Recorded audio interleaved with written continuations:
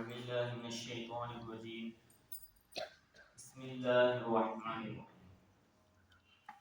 இன்று வெள்ளிக்கிழமையாக இருப்பதினால் ஒரு துவாவை கற்றுக்கொள்ளும் என்னும் அடிப்படையில்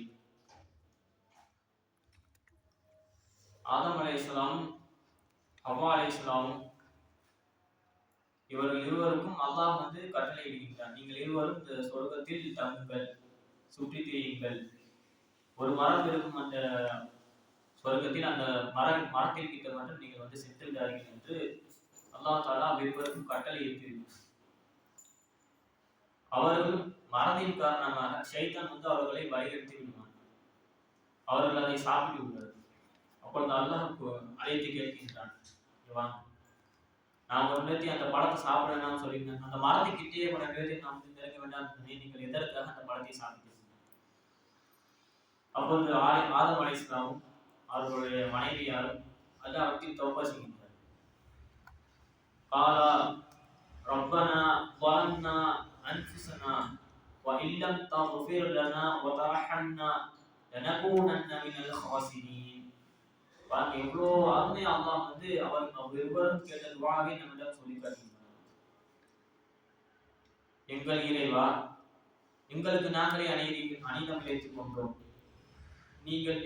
நீ எங்கள் இருவரை நீ மன்னித்து அருள் புரியாவிட்டால் நாங்கள் நஷ்டவாளிகளில் உருவானோம். நாம் ஆதம் அலைஹிஸ்ஸலாமும் அவருடைய மனைவியாரும் ஒரு பழத்தை சாப்பிட்டதற்காக இவ்வளோ இறங்கி அல்லாஹ்விடத்தில் தௌபா செய்கின்றார்கள். நாம் தினந்தோறும் ஏகப்பட்ட பாவங்களை செய்கின்றோம். உதாரணமாக பொய் பேசுகிறோம், வெளியே போனால் பார்வையால் தாக்குவது கிடையாது, ஜகாத் செய்ய வேண்டிய இடத்தில் ஜகாத் செய்வதில்லை, இன்னும் பேசக்கூடாதவை அனைத்தையும் பேசிக்கொண்டு சொல்லியிருக்கிறோம். இவை அனைத்தையும் செய்துவிட்டு நாம் எவ்வாறு அல்லாஹ்விடத்தில் தௌபா செய்ய இருக்கின்றது? அல்லாஹ்வின் தூதர் நரகத்தை பற்றி எடுத்து உரைக்கின்றார். இந்த ரெண்டு ஹதீஸிற்கு ரெண்டும் திருமதியில் வருகிறது. قال رسول الله صلى الله عليه وسلم إن الصخرة العظيمة تلقى من شفير جهنم فتهبي فيها 70 عاما ما تلفي إلى قرارها. நரகத்தினுடைய அந்த ஆழம் இருக்கிறது அல்லவா, அந்த ஒரு ஓரமாக நின்று ஒரு மனிதனை பாவம் செய்த அடியனை தூக்கி வீசப்பட்டால் ஒரு கணக்கு சொல்கின்றார். நபி ஸல்லல்லாஹு அலைஹி வஸல்லம் ஒரு குறிப்பிட்ட ஒரு வருடத்தை சொல்கின்றார். அதில் அந்த மனிதன் போடப்பட்டால் 70 ஆண்டானாலும் அவன் அந்த அடித்தட்டை சென்று அடைய மாட்டான் என்று ரசூலுல்லாஹ் அவர்கள் சொல்றாங்க. இன்னொரு அடுத்து அந்த ஹதீஸிலே தொடர்ல உமர் ரலியல்லாஹு அவர்கள் அறிவிக்கின்றார்கள், அக்ஸிரு திக்ரன் நார், நரகத்தை அதிகமாக நினைச்சு பாருங்க. இன்ன ஹர்ரஹா, அதனுடைய அந்த உஷ்ணம் மிக கடுமையானது என்றும் இன்ன கஅரஹா பஈது, நிச்சயமா அதனுடைய அந்த அகலம் இருக்கிறது அல்லவா, மிக மிக நீளமாக இருக்கும்.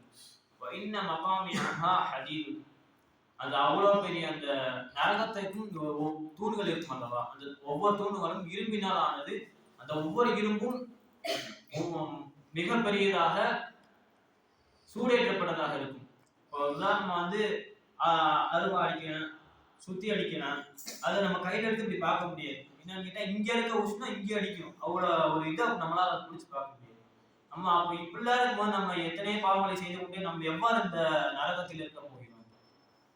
இன்னொரு ஹதீஸ் நபி ஸல்லல்லாஹு அலைஹி வஸல்லம் கூறுகின்றார்கள், قال رسول الله صلى الله عليه وسلم يؤتى بجهنم يومئذ لها 70,000 زمام مع كل زمام 70,000 ملك يجرونها. மறுமை நாள்ல ஒரு பாவம் செய்த அடியானை இழுத்து கொண்டு வர 70,000 மலக்குகள் 70,000 சங்கிலியை கொண்டு அவனை இழுத்து கொண்டு வருவார்களாம்.